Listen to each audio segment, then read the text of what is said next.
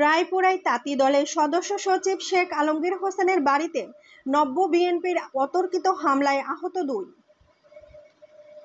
নরসিংদী রায়পুরায় মাদক বিরোধী আন্দোলন পরিচালনা ও মাদক ব্যবসায় বাধা প্রদান করায় উপজেলা তাঁতি দলের সদস্য সচিব শেখ আলমগীর হোসেনের উপর অতর্কিত হামলা চালিয়ে 2 জনকে আহত করেছে ফ্যাসিস্ট সরকার আওয়ামী লীগের ছাত্রলীগ নেতা নব্য বিএনপি নামধারী মাদক ব্যবসায়ী নজরুল ও তার ছেলে ইকবাল।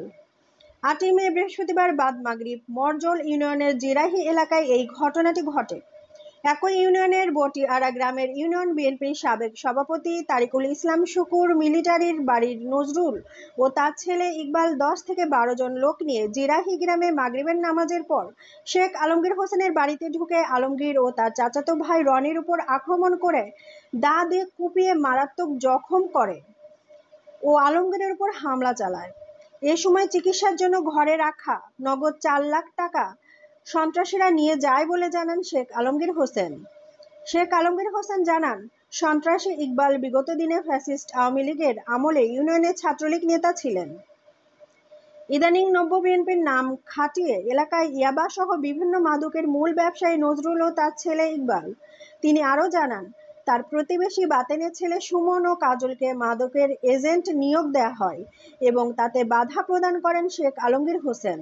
তারই জের ধরে মাগরিবের নামাজের পর আলমগীর ও রনির উপর হামলা চালায় নজরুল ও ইকবালের নেতৃত্বে 10 থেকে 12 জন সন্ত্রাসী।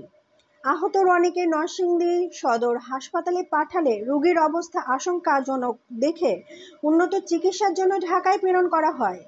ঘটনাস্থল পরিদর্শন করে রায়পুরা থানার এসআই শফিউল্লাহ সত্যতা নিশ্চিত করেন। যে আহত হয়েছে গুরুতরভাবে তাকে হসপিটালে নিয়ে গেছে, আরও লোকজন এখানে আছে। আসলে এই ঘটনাটা আমরা একটা সুষ্ঠু তদন্ত সাপেক্ষে একটা আইনানুগ ব্যবস্থা করার জন্য আমি মরজাল ইউনিয়ন বিএনপির পক্ষ থেকে এবং এলাকাবাসীর পক্ষ থেকে আমি জোর দাবি জানাচ্ছি যাতে আইন প্রয়োগকারী সংস্থা যাতে যারা অপরাধ করছে তাদেরকে দ্রুত ধরে এনে যাতে এদের বিচারের ব্যবস্থা করে। সে ঘটনাটা যদি আপনি একটু বিস্তারিত বলতেন। আমি মিজানুর রহমান সর্দার, শ্রমিক দলের যুগ্ম আহ্বায়ক, রায়পুর উপজেলা।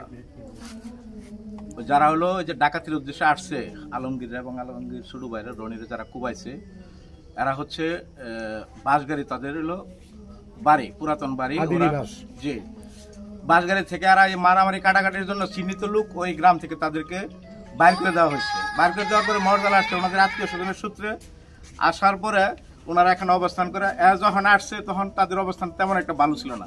আজকে ফাউন্ডেশন দিয়ে এই 6-7 মাসের মধ্যে ফাউন্ডেশন দিয়ে বাড়ি করতেছে। সে মাদক ব্যবসা করে, ইয়াবা ব্যবসা করে, পাশাপাশি এর উৎপাতে মরজাল বাস স্ট্যান্ড অনেক মানুষ উঠতে পারে না, এরকম উৎপাত করে।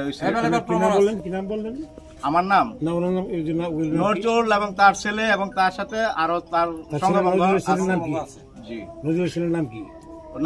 ইকবাল। এবং আরেকটা কথা বলি, এটা আসলে কতগুলো লোক এর বাড়িতে হামলা চালাইছে। হামলা চালানোর পরে আমাদের এই স্বেচ্ছাসেবক দলের তাঁতি দলের সদস্য সচিব শেখ আলমগীর বাড়িতে হামলা চালাইছে এবং তাকে ফিরাইতে তার চাচাতো ভাই রনি গুরুতরভাবে আহত হয়েছে। গুরুতরভাবে আহত হয়েছে। যখন আমরা বাড়িতে আসছে এবং আমরা আইসা এদেরকে কাউকে পাইনি আর কি। ডাকাতের উদ্দেশ্য এলাকাতে এমন কোনো কাজ নাই যে করে না। মাদক থেকে শুরু করে সব ধরনের কাজ এরা করে।